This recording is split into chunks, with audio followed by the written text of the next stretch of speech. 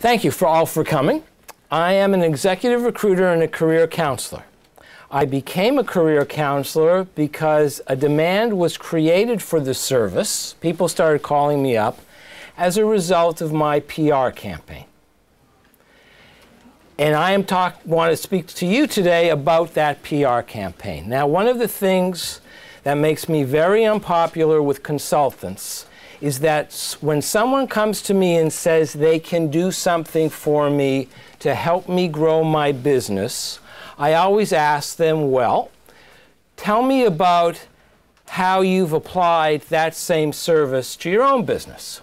And the best example are these search engine optimization people who always promise me to get me on the first page of a Google search. And I always tell them I will be delighted to meet with them. But first, I'm going to Google search engine optimization consultant, New York City or wherever. And if they don't come out at the top of the page, then why would I want to work with them? So why should you bother listening to me? Well, last week I was quoted in one publication. This week I've been quoted so far in 10. 7 of them are Vietnamese publications that nobody in this room, including myself, has ever heard of. But I'm trying to get foreign clients. So when I can direct them to a Vietnamese language website where I'm quoted, that's a good thing. 2 of them were blogs, local American blogs, again, that nobody's ever heard of. But people read these blogs that nobody's ever heard of. But I was also quoted in Inc. magazine, which a lot of people have heard of. And I was quoted in Career Builder. And the article in Career Builder was picked up from an article that appeared 2 weeks ago on MSN Careers.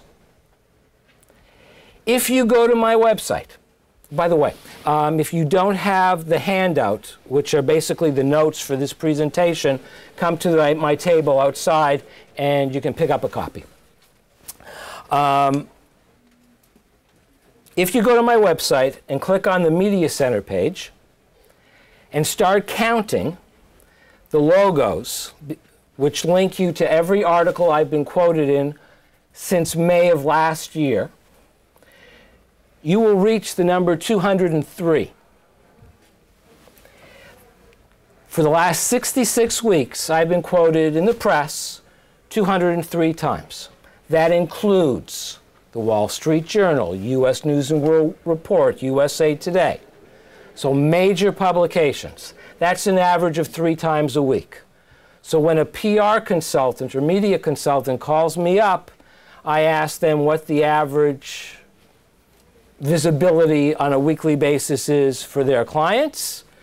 They always say, well, weekly is kind of difficult. Per month, we're very happy if we can get someone in twice. I say, thank you very much. I'm getting myself in the media 3 times a week. I know what I'm talking about. My system works. Now, last week, I'm sorry, it's not true. A few months ago, I was quoted in an article on a website called The Street that I never heard of. The reporter liked my answers, and a few weeks later, I responded to another one of her questions. She liked my answers so much, she invited me to their offices on Wall Street to be interviewed on camera. So when you go to my website, you will see that there is a video. Didn't cost me anything. It's a pretty good video of my answering questions on how to answer weird interview questions. She then had a colleague contact me. 2 days ago, she called me, or she emailed me, and then we spoke on the phone because she's doing another article and wanted my input. Reporters come to me. That's the difference.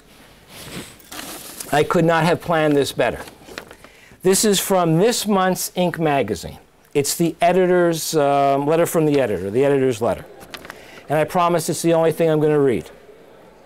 Inc. receives hundreds of pitches from companies every week, and many of them are essentially the same. Their subjects are a promotion within XYZ Corporation, the launch of a product or service, an offer to talk to the CEO on matters as diverse as the economy, and the CEO's management theories. Often Inc. is referred to as your publication, which I suppose makes it possible to send the same letter to Forbes, Fortune, and Fast Company. What can I say? Anybody want to guess what the next sentence is? I sometimes delete them. Reporters, producers, editors are inundated with pitches. You are wasting your time if you send in a pitch. Yes, there are consultants who you can pay a lot of money to who will get you maybe in 6 weeks, maybe in 6 months, maybe in 2 years on the Today Show. You've paid a lot of money for that. And the only people who see that are the people who are watching that one show. If they don't see it and you don't have a link on your website, that's it. Now, an appearance on the Today Show could make or break you, but it's a one-time deal. My way, at least for me, I don't promise you the same results, but 3 times a week. That's the difference. Now, there are a few things to consider before seeking publicity. First, reporters make mistakes. Even when I am being interviewed over email and everything's in writing, they've gotten it wrong. Now, I know it's wrong, but nobody else does, and it's not a bad thing. The quote isn't the quote that I would have liked, but no harm, no foul. As one of my professors used to tell me, whenever something would be published and the editor would make some changes, as long as they spell your name right. All right? They're going to make mistakes. You have to be ready for that. Someone is going to be offended. I said in an interview that people lie on resumes and never lie on a resume. I mean, what's controversial about that? Inundated with emails. You recruiters are all alike. You think people are lying. We're not lying. We just have to, and then the excuses come up. All right? So somebody's going to be offended. You do not have the right to argue with your critics. You went out in public. The price for going public is to get a response. So you have to be willing to accept the fact that people are going to criticize you.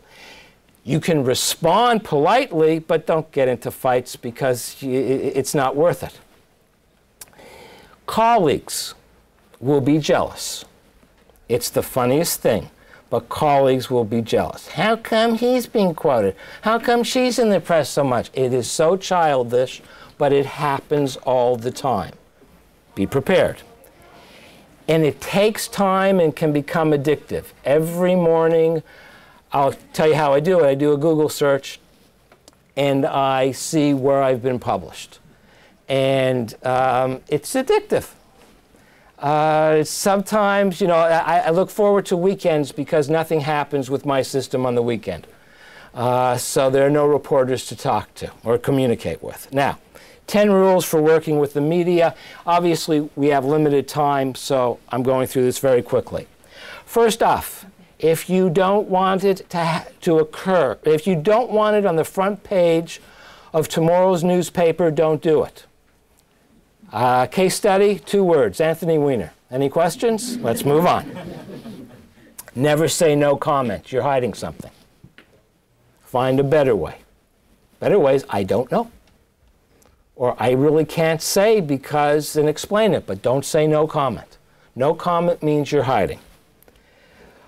Always make yourself available to the press because you don't want them to say, I asked for a comment but never received a reply.